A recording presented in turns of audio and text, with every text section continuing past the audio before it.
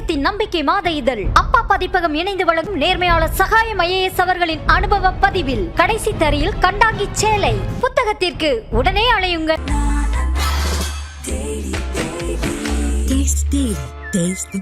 இந்த பொங்கலுக்கு பூர்விகால Vivo mobile வாங்கி up to 7,000 rupees கேஷ்பேக் பெறுங்க. நிஜமாவே அந்த பெண்கள் வந்து செக்ஷுவல் ஹராஸ்மெண்ட் தான் பண்ணணும்னு நினைச்சிருந்தானா அவங்க அபார்ட்மெண்ட்குள்ள வரப்போறாங்க. இன்னைக்கு யூனிவர்சிட்டிக்குள்ளே போய் பண்றானுங்க. இல்ல என்ன எதிர்பார்த்து அது மாதிரி கார்னர் பண்ணிருப்பாங்க. அதுதான் சரி. மாமா காலடி யாராவது. ஏன்னா இந்த இடத்துல எல்லாருமே கேட்கலாம், சும்மா ஒராசிட்டு வந்தவங்க மேல எதுக்கு செக்ஷுவல் ஹராஸ்மெண்ட் போடணும்? போதை அதுதான். வண்டியில ஆண்கள் இருக்காங்கன்னு தெரிஞ்சு நீ பண்ற. எத்தனை ஆண்கள் அடிச்சு போட்டு இந்த அனானிசிட்டி விஷயத்துல என்ன ஆச்சு? பிடிச்சிருக்கான். ஆமா ஓடி வராங்க. மேல பொய்னா நீங்க சிசிடிவி எடுத்து பாருங்க. நாங்க சொல்றது அத்தனையும் உண்மைதானே அந்த இடத்துல அப்படின்னு அவங்க ரொம்ப வலுவா அந்த இடத்துல ரெஜிஸ்டர் பண்றாங்க. ஓஹோ. தார் இருக்கிறது ரெண்டாவது ஓனர் கிட்ட. இந்த நம்பர் பிளேட் ஃபேக், எல்லாமே ஃபேக். டிவைடர் இருக்கும் இல்லையா, இந்த டிவைடரை ஒட்டி ரொம்ப சாமர்த்தியமா யூட்டர்ன் எடுத்து அபார்ட்மெண்ட்குள்ளேயே போயிட்டாங்க. அதுல காமிச்ச வீடியோலயும் நமக்கு தார் கிளியரா தெரியும். கிஷன் எவ்வளவு ஃபாஸ்டா எடுக்க முடியுமோ எடுத்துரு Kishan. they just looking for hey door lock பண்ணுங்க. கிங் டிவி நேயர்களுக்கு வணக்கம். இன்று நம்மோடு இணைந்திருக்கும் சிறப்பு விருந்தினர் வழக்கறிஞர் பிரியதர்ஷினி அவர்கள். மேடம் வணக்கம். வணக்கம் சார். இந்த சமீப காலமாவே ஒரு பேர் ஒண்ணு பெருசா போயிட்டு இருக்கு, யார் அந்த சார் அப்படின்னு. அதை தாண்டி இப்ப யார் அந்த சார் யார் அந்த கார் அப்படின்னு ஒரு வசனம் போயிட்டு இருக்கு. கடந்த 25ஆம் தேதி நைட்டு 2 மணி இருக்கு நினைக்கிறேன், ஒரு பேரண்ட் போன காரை வழிமறிச்சு அதுல டிஎம்கே கொடி இருந்திருக்கு, வழிமறிச்சு இது மாதிரி ஏகப்பட்ட பிரச்சனை பண்ணிருக்காங்க. உண்மை நிலவரம் என்னதான் மேடம்? ஆமா சார், பொதுவாவே ஒரு பெண்களுக்கு அகைன்ஸ்ட் ஒரு அநீதி நடந்ததுன்னா கண்டிப்பா பொலிட்டிக்கல் பீப்புளோட உள்ள இன்ஃப்ளூயன்சஸை தாண்டி சில கேசஸ் வந்து கரெக்டான கோணத்துல போனதுக்கும் ப்ரெஷரைஸ் பண்ணதுக்கும் பொலிட்டிக்கல் பர்சன்ஸ் வந்து ஒரு ரீசனா தான் இருக்கப்படுறாங்க. எனக்கு தெரிஞ்சு இது ஓயாது போல தமிழ்நாட்டுல வந்துட்டு யார் அந்த சார் தன் ஞானசேகர் இந்த அனானிசிட்டி விஷயத்துல பார்த்தோம். யார் அந்த சார், யார் அந்த ஞானசேகரன், யாருடையாத அந்த தார், யார் அந்த சார்ஸ்ன்ற அளவுக்கு வந்துருச்சு. ஒரு ஒற்றுமை அதுவும் அதுல என்னன்னா கட்சின்னு சொல்லப்படுது அதுலயுமே ஆக்சுவலி பாத்தீங்கன்னா. பட் அது கோர்ட்டுக்கு வறுமையா கண்டிச்சிருக்காங்க. போட்டோ எடுத்தா, ஏன்னா அதுல கோர்ட்டு கேட்டிருக்காங்க, போட்டோ எடுத்தா நீங்க கூட தான் எல்லா இடத்துலயும் போட்டோ எடுக்கிறீங்க, எடுத்தா அந்த மாதிரி ஆயிடுமா, நான் கூட தான் எடுக்கிறேன்னு சொல்லியிருந்தாங்க. இதுக்கு ரெண்டு ஒற்றுமை என்ன பார்க்கப்படுது அப்படின்னா, கட்சி தார். இல்ல ஒரு காரா 2 காரா மேடம்? 2 car sir. யார் அந்த சார், யாரோடையது அந்த கார்ன்றதுக்கு பதிலா நீங்க ஓப்பனாவே கேட்டுருங்க, யாரோடையது அந்த தாருன்னு கேட்டுருங்க. நான் இதுலயும் ஒரு தார் இன்வால்வ்டு. ஓ ஆமா, ஏன்னா 2 கார் ஆக்சுவலி. இப்ப நம்ம 2 சினாரியோ பிரிச்சுக்கலாம். அதுல ஃபர்ஸ்ட் வந்த தகவல் என்ன, இப்போ நிஜமாவே பிரஸ்ல வந்திருக்கிறது என்னன்றதை நம்ம பிரிச்சுக்கலாம். ஃபர்ஸ்ட் இது என்னவா சொல்லப்பட்டது அப்படின்னா, நீங்க சொன்ன 25ஆம் தேதி நைட் ஒரு இன்சிடென்ட் நடந்ததாகவும், அதாவது 4 பெண்கள் 2 ஆண்கள் முட்டுக்காடுல நம்ம போயிட்டு இருக்கும் போது அதை தாண்டி வந்துட்டு கோவளம் பீச்சை பார்த்து ஃபேஸ் பண்ணி நின்று இருந்ததுனால வந்துட்டு அந்த சைடு வந்த ஆண்கள் வந்துட்டு இவங்க வண்டி எடுத்துட்டு போகும்போது ஆண்கள் கார் போச்சு, இவங்க அதை ஒராசிட்டு வேகமா போனதுனால ஒரு சாரி கூட கேட்கல, அதனால முன்னாடி போய் நின்னாங்க அப்படிங்கிறது தான் முதல் விஷயமா பார்க்கப்பட்டுச்சு இதுல. அதனாலதான் அவங்க வந்து அவ்வளோ ஆக்ரோஷமா பிஹேவ் பண்ணாங்க அப்படிங்கிற விஷயம். சரி, இதுலயே ஒரு நிறைய கான்ட்ரவர்சிஸ் இருக்கு, சஸ்பெக்ட்ஸ் கான்ட்ரவர்சிஸ் இருக்கு. அந்த கார் வந்ததோட ஒரு வேகத்தை நீங்க பாத்தீங்கன்னாலே தெரியும், ஒரு இடிச்சுட்டு போனவங்க அந்த மாதிரி பண்ணணுன்ற அவசியம் கிடையாது. ரெண்டாவது, அதுல இருந்து பார்த்தா தெரியும், பிளாக் டிஷர்ட் போட்டுட்டு சஃபாரி கார், அது பிளாக் டிஷர்ட் போட்டுட்டு ஒரு பையன் அங்க வந்து ஓடி வருவான் வேகமா. அது பண்ணணுன்ற அவசியம் இல்லை ஆக்ரோஷமா. மூணாவது, அந்த பெண்கள் உள்ள இருந்து இட்ட கூச்சல் அந்த இடத்துல, என்ன குடிச்சிட்டு வந்திருக்கான் போல, அவன் காரை ரிவர்ஸ் எடு, மாமாக்கு கால் பண்ணு, பயமா இருக்கு, பேனிக் ஆகாத, அந்த மாதிரி விஷயம். அது ஆண் குரலும் கேட்கும். சரிங்களா? இதை வச்சு நிறைய விஷயங்கள் அங்க பேசப்பட்டது தப்பா. என்னன்னா அந்த பெண்கள் ஏன் அந்த நேரத்துல அங்க போகணும், இன்னும் எத்தனை காலத்துக்கு தான் இந்த क्वेश्चन எல்லாம் பெண்கள் குடிச்சிட்டு இருந்தாங்க, அவங்க வந்து வேற தொழில் செய்யக்கூடிய பெண்கள் அப்படி நிறைய தகவல். 2 மணிக்கு அந்த பெண்கள் இங்க போனலாம் கேட்டாங்க. ஏன் போனேன், ஏன்னா அது ஒரு ஆண் இருந்ததுனால பெண்கள் பாய் ஃப்ரெண்ட் கேர்ள் ஃப்ரெண்ட் அவங்க வேற ஏதாவது ஒரு தொழிலுக்காக அங்க போயிருக்கலாம் அப்படி இப்படின்ற மாதிரி நிறைய கேள்விகள். ஏன்னா நம்மளுக்கு தான் சொசைட்டி ரொம்ப ஈஸியாச்சு ஒரு பெண்ணை வந்து தூக்கி ஸ்டாம்ப் குத்தி வைக்கிறதுக்கு. ஸோ போலீஸும் இந்த மாதிரி தான் சொன்னாங்க. இன்னொன்னு வந்துட்டு என்னன்னா, பிரஸ் பீப்புள் ஏதாவது கேட்டா சொல்லக்கூடாது, எது வந்தாலும் போலீஸ் கிட்ட பேசிக்கோங்கன்னு சொன்னதாகவும் ஒரு தகவல் அந்த இடத்துல இருந்துட்டு இருக்கு.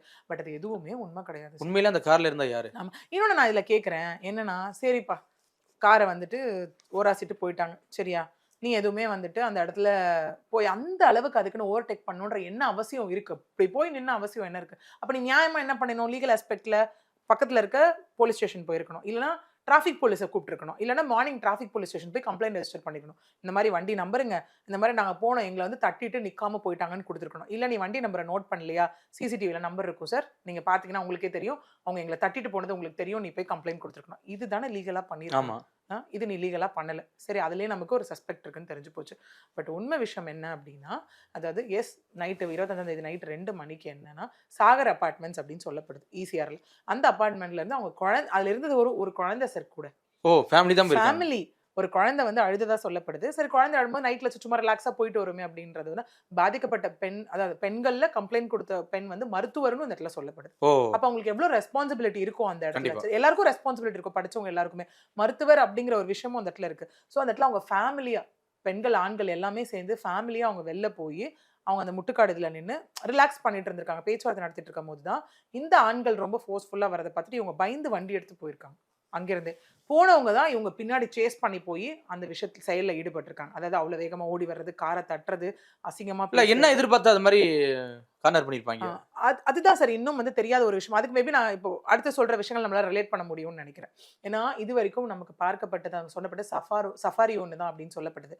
ஆனா பின்னாடி பாத்தீங்கன்னா தார் காரும் ஒண்ணு அந்த இடத்துல சிசிடிவிலையும் ரெக்கார்ட் ஆயிருக்கு. இன்னொன்னும் அதுல என்ன ரெக்கார்ட் ஆயிருக்கு அப்படின்னு பாத்தீங்கன்னா, இந்த பெண்கள் இப்படி அப்படி போக எல்லாம் முயற்சி பண்ணாங்க, அவங்களால முடியல.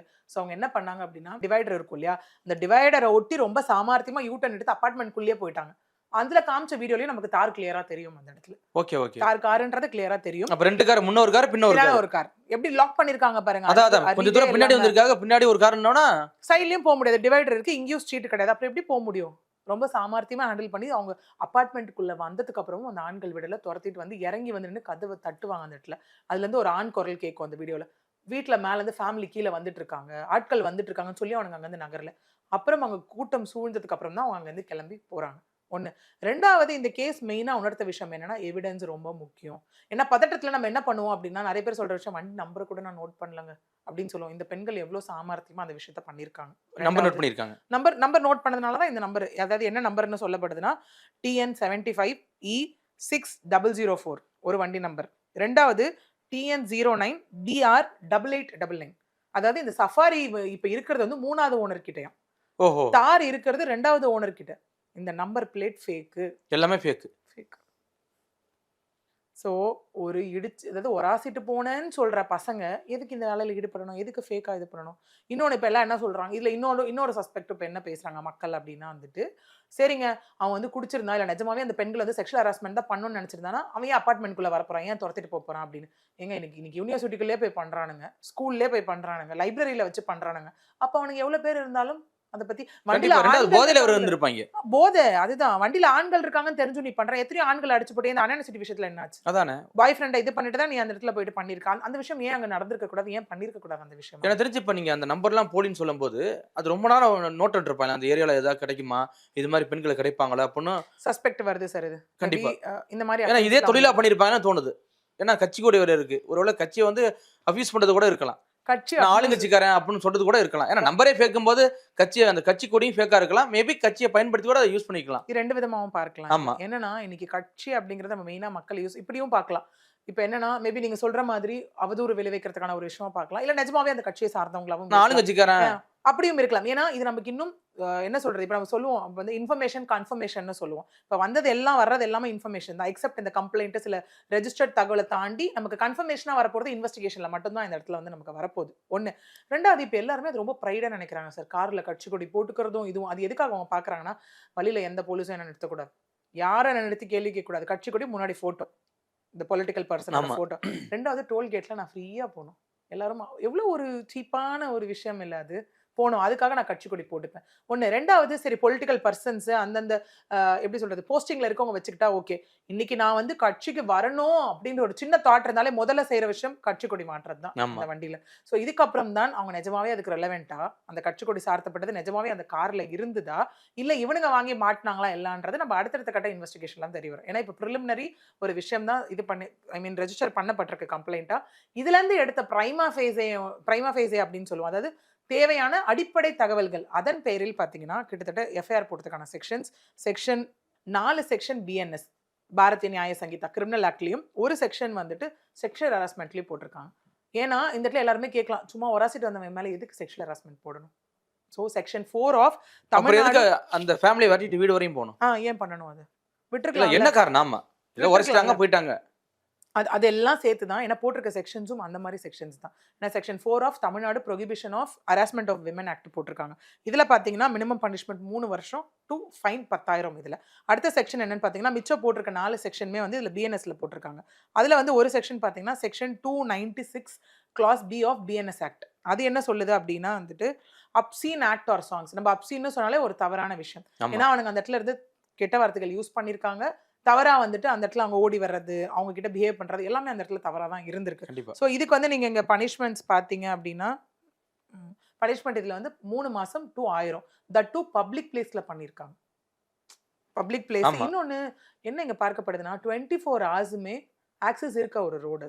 அது ஈஸியா இருக்கும், எல்லாமே கனெக்டிங். இங்க அப்புறம் இன்னொன்னு பாத்தீங்கன்னா அடுத்த செக்ஷன் இதுல என்ன போட்டிருக்காங்க அப்படின்னா section 351 clause 2 of BNS act. இது என்ன சொல்லுது அப்படின்னா கிரிமினல் இன்டிமிடேஷன். கிரிமினல் இன்டிமிடேஷன் அப்படின்னா என்னன்னா த்ரெட்டன் பண்ற விதத்துல ஒருத்தர் வந்து ஒரு செயல்ல ஈடுபட வைக்கிறது. இதுக்கு வந்து பனிஷ்மெண்ட் பார்த்தோம்னா 2 years ஒரு ஃபைன் மினிமம். நான் சொல்றேன் மேக்ஸிமம் கிரிமினல் இன்டிமிடேஷன் அப்படின்னா த்ரெட்டன் பண்ணி அதனால என்ன காஸ் விளைஞ்சதுன்றதை பார்த்து மேக்ஸிமம் அதுக்கு லைஃப் இம்ப்ரிசன்மெண்ட் வரைக்கும் பனிஷ்மெண்ட் கொடுக்கறதுக்கு வாய்ப்புகள் நிறையவே இருக்கு.